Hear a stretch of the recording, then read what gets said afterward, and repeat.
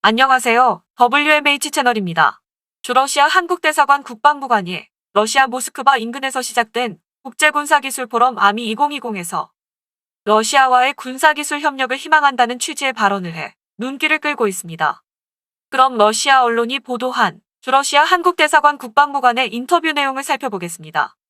한반도의 위협이 커지고 있는 가운데 한국은 5세대 비행기와 드론 기술 및 우주 탐사 기술이 뛰어난 러시아와의 군사 협력을 모색하고 있다. 김영욱 주러시아 한국대사관 국방부관은 다음과 같이 말했다.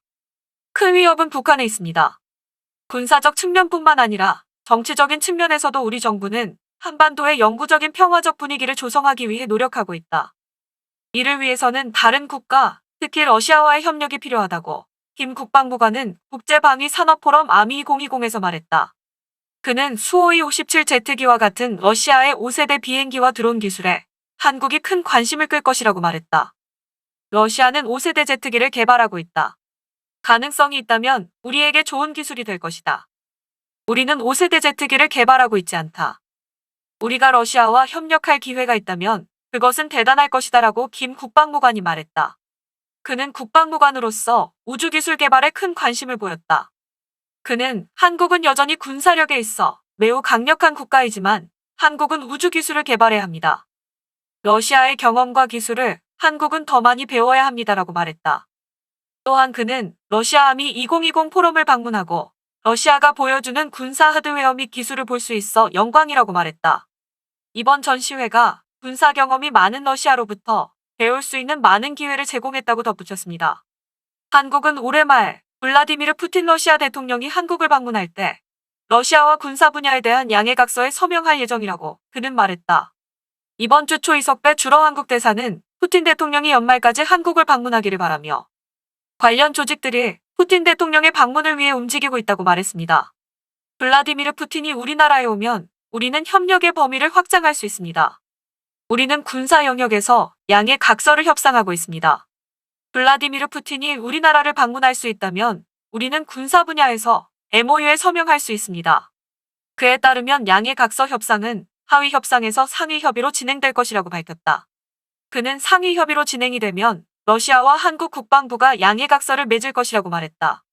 김 국방부관은 올해 한국과 러시아가 수교 30년을 맞았다고 지적하고 양국 간의 근대 관계는 1990년 9월 30일에 시작되었으나 코로나 바이러스 전염병으로 인해 한국은 최근 몇 달 동안 러시아에 대규모 대표단을 보낼 기회가 없었다고 말했습니다. 이상이 기사의 전문이었습니다.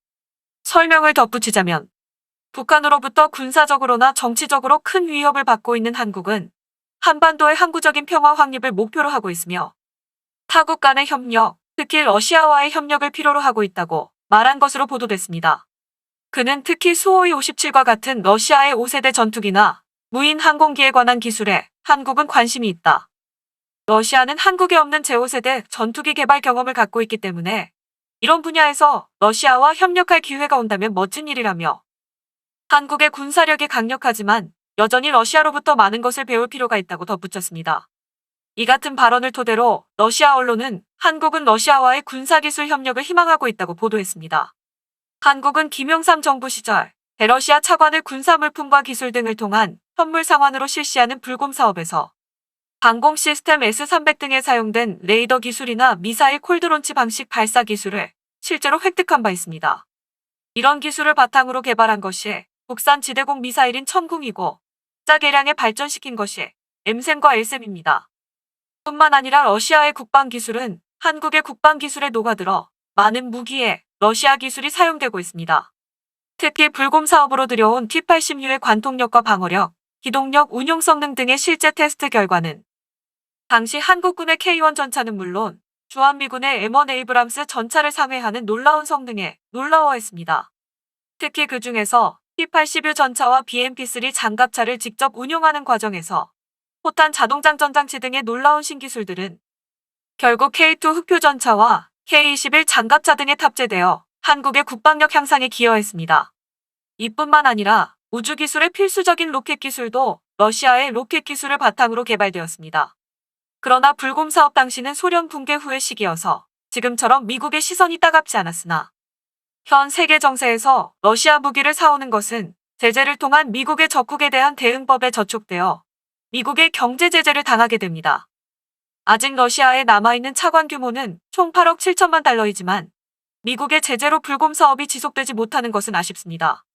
앞서 말한 대로 현 시점에서 러시아와 군사 교류를 하는 것은 미국의 제재를 당하게 되어 있어 이러한 사실을 알고 있는 주로 한국 대사관 국방부관의 발언은 정부의 지시나 의도를 드러낸 것은 아닌 것으로 보입니다. 어디까지나 사적으로 러시아를 기분 좋게 하는 취지의 발언으로 해석하는 것이 자연스러울 것입니다. 다만 그의 발언은 극히 위태로운 내용을 담고 있으므로 부주의한 발언이라 할 수 있습니다. 더불어 이 언론에서 보도한 대로라면 연말에 푸틴 대통령이 방한을 위해 노력 중이고 방한 중에 한국과 러시아 국방부 간에 양해 각서를 체결할 수 있다는 내용에서 한국과 러시아 국방부 간의 양해 각서가 무슨 내용을 담고 있는지는 궁금합니다. 러시아 기술이 우리나라의 전차와 미사일 기술을 한 단계 높인 것에서 보듯 어떤 시기든 러시아와의 국방 기술 협력을 지속하기 위해 정부가 노력하는 것으로 보입니다. 이상 마치겠습니다. 시청해주셔서 고맙습니다. WMH 채널이었습니다.